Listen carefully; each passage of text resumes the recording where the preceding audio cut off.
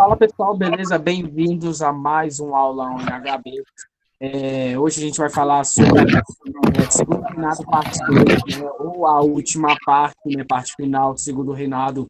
Hoje, na aula passada, a gente falou um pouco sobre algumas questões, assim, algumas leis, né, que foram criadas, né, principalmente a Lei Eusébio de Queiroz, que foi a primeira, se não me engano, a primeira lei, né, contra a escravatura brasileira, né, onde foram impedidos o tráfico de negros, né, africanos aqui para o Brasil, né? Não só para o Brasil, mas é isso, né? Foi o primeiro passo, né, para a liberdade dos negros.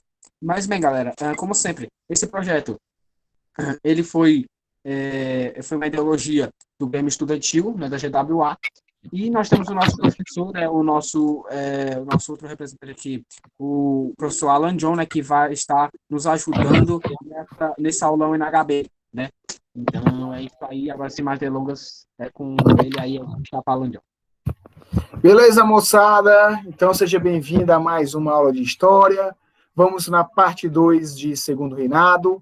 Vocês viram no capítulo anterior que a gente falou sobre como foi o golpe da maioridade, a gente explorou um pouco sobre a questão da economia, falamos um pouco também sobre Barão de Mauá e também explicamos sobre algumas leis daquele período. Hoje vamos aprofundar essas leis e vamos também conhecer um dos grandes conflitos que aconteceram nesse período, que foi a Guerra do Paraguai.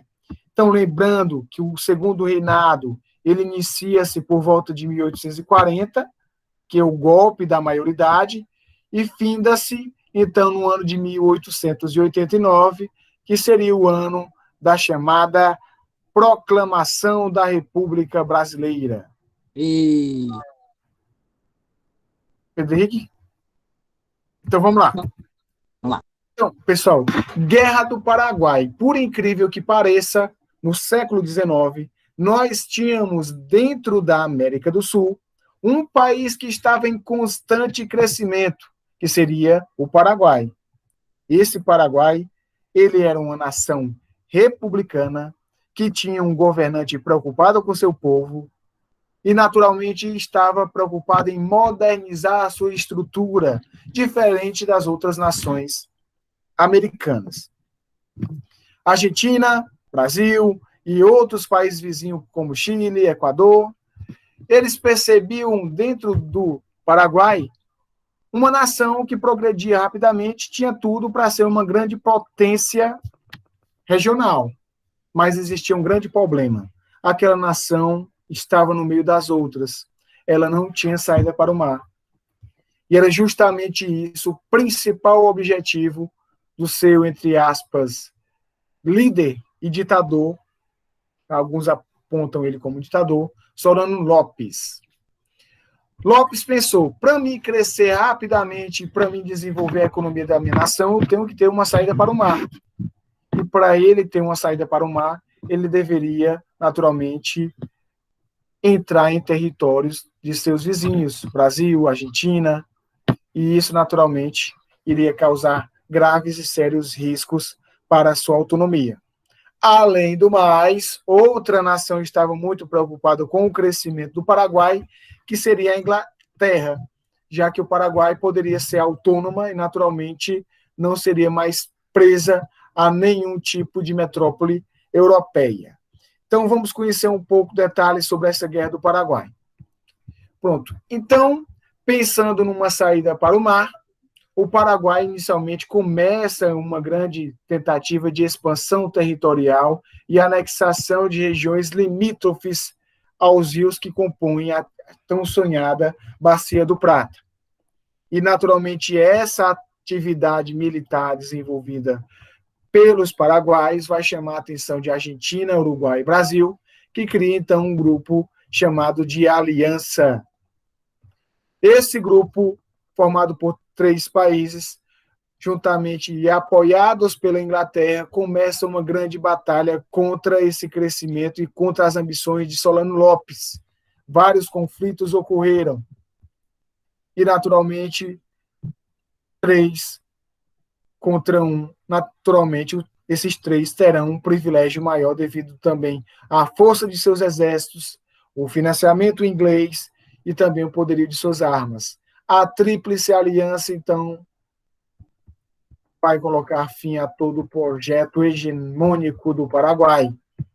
Destroem, basicamente, a capital do Paraguai, Assunção, que vai sobrar, basicamente, poucos meninos e muitas mulheres, devido ao grande massacre que matou quase um terço da população masculina do país. Então, uma observação, é que quase no finalzinho lá da guerra, né, teve uma parte que, se não me engano, Solano Lopes, ele tinha fugido, né, acho que era isso, que ele tinha fugido, que não queria ser morto, essas coisas. E ele sabe que ele acabou usando crianças, né, para tentar proteger, né, crianças, a pátria paraguaia, né, que se eu não me engano, eu tinha visto isso num vídeo, e acabou que todas as crianças foram mortas, né, pelo exército da Tríplice Aliança, né, porque numa batalha eles não podiam recuar, então. Beleza. O resultado foi naturalmente a derrota do governo paraguaio, fato que vai levar a uma grave crise econômica no país, principalmente agora, sem ter realmente uma plena administração política. Professor, também o que é que estava muito em voga no país? O Paraguai, por ser uma nação republicana e também que defendia a liberdade, ela era basicamente uma referência quando pensava-se no sentimento de liberdade, já que os outros países eles eram basicamente escravagistas e nesse quadro se enquadra o Brasil. Interessante pensar que nessa Guerra do Paraguai, pessoal, os fazendeiros que eram convocados para o exército obrigatoriamente enviavam seus escravos, e quando eles chegavam lá, os escravos percebiam que lá pairava o espírito da liberdade, começaram a ter mais proximidade com o exército brasileiro e começaram a nutrir cada vez mais o espírito abolicionista. Então, milhares de ex-escravos migraram e retornaram para o país, trazendo esse espírito de liberdade, e também alguns deles foram até condecorados devido à sua coragem e desempenho durante o conflito. Porém, o sentimento de abolição, por si só, cada vez crescia mais. A pressão da Inglaterra para que tivesse mais consumidores era grande. Ela não queria mais que ocorresse o escravagismo ou a escravidão em o país. E, naturalmente, pressionou o Brasil a tomar uma atitude. Primeira lei, Pedro Henrique, Bill Aberdeen. Quem foi que fez e qual foi seu objetivo? Bom, galera, a lei foi mal, tinha travado aqui, a minha internet hoje não tá muito boa. A lei de Bill Warden, ela foi como se fosse como é que eu posso dizer assim? A lei Eusébio de Queiroz, mas só que elevado ao quadrado, né? Podemos dizer assim. Ela foi uma lei um pouquinho mais pesada. Pesada não, vou falar a verdade, né? Mas foi uma lei inglesa, outra lei inglesa, né? Que deu uma iniciativa de pôr fim ao tráfico negro, ao tráfico de escravos ao Brasil, né? Anualmente, assim. De maneira mais rígida, assim, de acabar com o tráfico negro. Com certeza. Então, como o próprio Pedro Henrique falou, a Bill Aberdeen era uma tentativa inglesa de tentar proibir qualquer outra nação de qualquer território, principalmente das Américas, de traficar escravos do continente africano para o continente americano. Isso era já uma tentativa de acabar com o regime escravagista no Brasil. O Brasil não obedeceu, alguns navios foram afundados, muitas pessoas morreram justamente por infringir a lei Bill Aberdeen. Outra lei também muito importante nesse período, estão vendo aí o lei Bill Aberdeen, é a lei Eusébio de Queiroz, que demorou 5 anos para ser promulgada no país. Ela proibiu o tráfico de escravos, ou seja, era proibido qualquer tipo de comércio entre brasileiros e africanos ou entre brasileiros e comerciantes de escravos. A lei foi elaborada pelo ministro da Justiça, Eusébio de Queiroz Coutinho, durante o segundo reinado. Então, foi uma das primeiras leis de caráter abolicionista, onde mostrava uma certa preocupação pelo governo brasileiro em tentar garantir a liberdade e a autonomia desses indivíduos. Só lembrando, isso é porque o Brasil era bonzinho? Não, pela pressão inglesa. Temos também a lei dos sexagenários. O que foi a lei dos sexagenários, Pedro Henrique? Foi uma lei, né, que eles, para quem não sabe, essa lei é mais conhecida, ah, hoje em dia não é muito conhecida, mas antigamente era como uma lei, a lei da piada, a lei da risada, né? Porque assim, para quem não sabe, a lei do sexagenário era quando um idoso, né, de 60 anos em ponto, 60 anos, era abolido da escravidão. E muitas pessoas viam os negros assim, que ia demorar muito para fazer 60 anos, então eles viam essa lei como uma piada, né? Mas muitas das vezes essa lei essa lei ela foi, como é que eu posso dizer, professor? Foi aceita, né? Mas só que demorava muitos anos e muitas pessoas achavam graça dessa lei, né? Então, mas foi uma das Beleza. importantes, assim, que deu certo no Brasil. Pessoal, lembrando também que essa idade de 60 anos era uma idade quase que impossível de um ancião chegar. Se naquela época a expectativa de vida girava em torno de 35 a 40 anos de idade para um indivíduo homem, adulto. Então, chegar a 60 anos era quase que impossível naquele período. Lei do ventre livre. Depois de 21 anos sem qualquer medida governamental em relação à escravidão, foi votada a Lei Rio Branco, conhecida como ventre livre.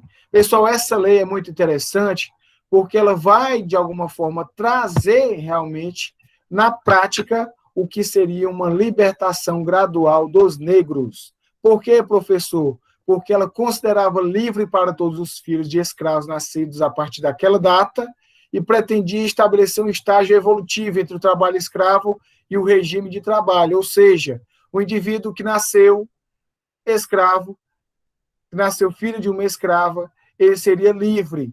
Porém, como ele estava muitas vezes muito ligado à mãe, ele naturalmente ficava numa condição de semi-escravidão, não era liberdade total, porque muitos desses negros acabavam ficando presos à terra pelo Senhor. Então, é só uma lei fantoche, uma lei que aparece e todo mundo ri, certo? Lei Áurea, mais importante, Pedro Henrique, passo a bola para você explicar o que é a Lei Áurea.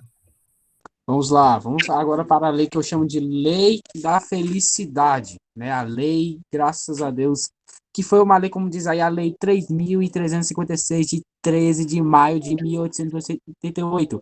Ou seja, foi a lei que extinguiu a escravidão do Brasil, que acabou com, a escravatura, o escravismo do Império Brasileiro, né? Que pelo que eu me lembro, né, os escravos eles foram libertos, mas muitas vezes não, eles não tinham nenhum direito, eles eram livres, mas muitas das pessoas que eram livres, eles queriam voltar à escravatura, né, porque não tinham direito algum, né, mas pelo menos deu certo, é uma lei que entrou em vigor, né, e acabou com a escravatura do Império Brasileiro. Beleza, Pedro Henrique. Então, o que é que a gente pode pensar e perceber? O que a gente pode perceber, pessoal, é que essa lei aí, ela é filha de todas as outras leis, porque ela acumula todos os parágrafos anteriores em prol da liberdade em um só. Diferente das outras, ela é ampla, porque ela defende a liberdade total dos indivíduos. Lembremos que, por mais que eles fossem livres, naturalmente, a condição, a precariedade e a desvalorização, o preconceito, o racismo, fazem com que eles, de alguma forma, vivem na miséria e basicamente agregados nas grandes fazendas. Sim, Então, uma observaçãozinha aqui. Quando os negros eles viam que não tinham muita aquele conforto, né? Agora eu sou livre e agora eu vou ter aquele conforto, ter aquela paz. Não, eles viam que não tinham moradia, não tinham direito algum. O que aconteceu? Eles acabaram se movendo, né, para as grandes cidades, né, as grandes metrópoles e acabaram se povoando lá, né, perto delas, criando as favelas, né, as casas, né, de situações precárias, né, que tem muita história. beleza. Então, pessoal, vimos aí a Guerra do Paraguai, que vai fazer com que os negros expirem um pouco de liberdade e também traga essas ideias abolicionistas para o país. Vimos também que a Guerra do Paraguai Boa parte dos soldados eram homens enviados pelos fazendeiros para lutar no campo de batalha, e muitos desses soldados que participaram do conflito, quando voltaram ao país, eram desvalorizados. Isso vai causar um sentimento contrário ao governo. Temos também as leis abolicionistas que defendem a liberdade, e esse acúmulo de fatores vai levar à causa republicana. Como assim, professor?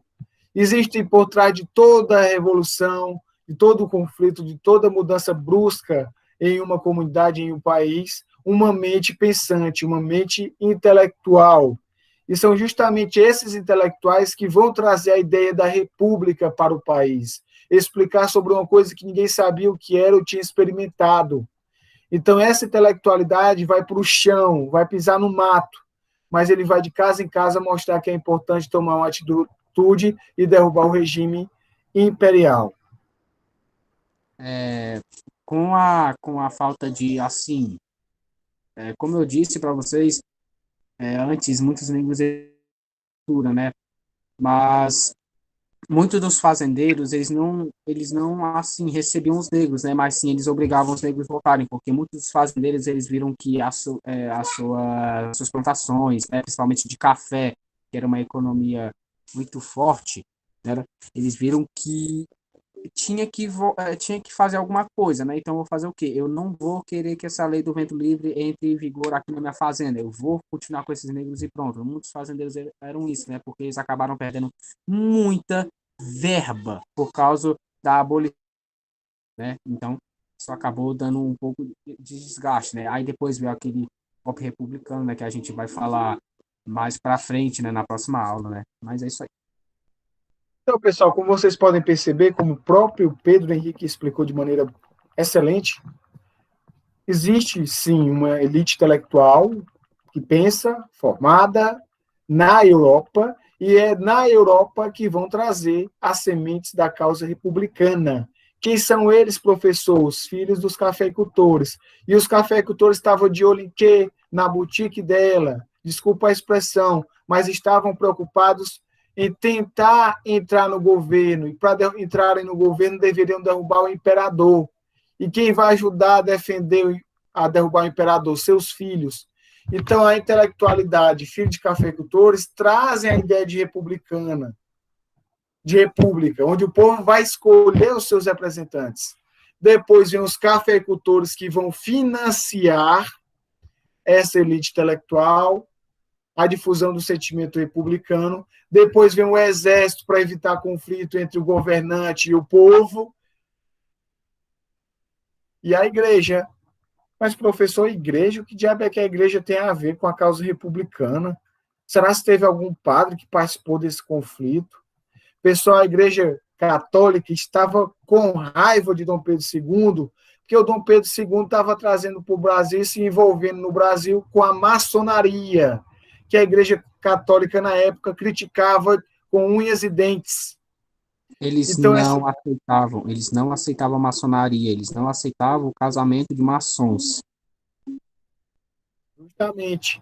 Então, a Igreja Católica se mostra contra o imperador por ele ser maçom e, naturalmente, cria todo o reboliço na sociedade que cultuava o rei e, naturalmente, devido a esse conflito, esse quebra-quebra, vai surgir, então, a ideia de tentar defender a causa republicana. Então, a elite pensa, os cafeicultores financiam, o exército grita, derruba, e a igreja abençoa. É a partir daí que vai começar a chamada República da Espada, com o governo de Deodoro e Floriano, que é o conteúdo da nossa próxima aula.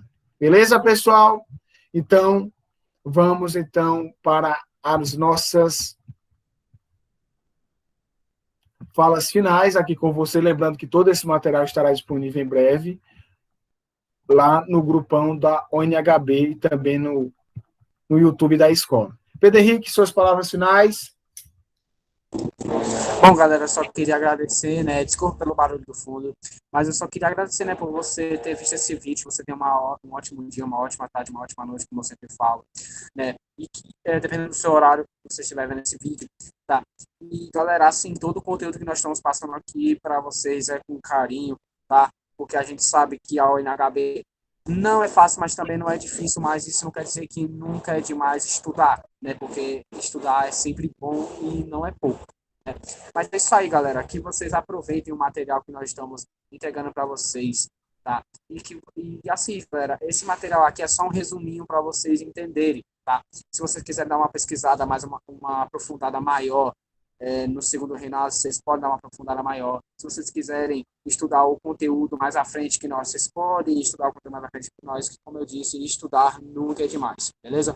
Então é isso, valeu, e até a próxima aula que nós vamos falar sobre proclamação da República, não se esqueça.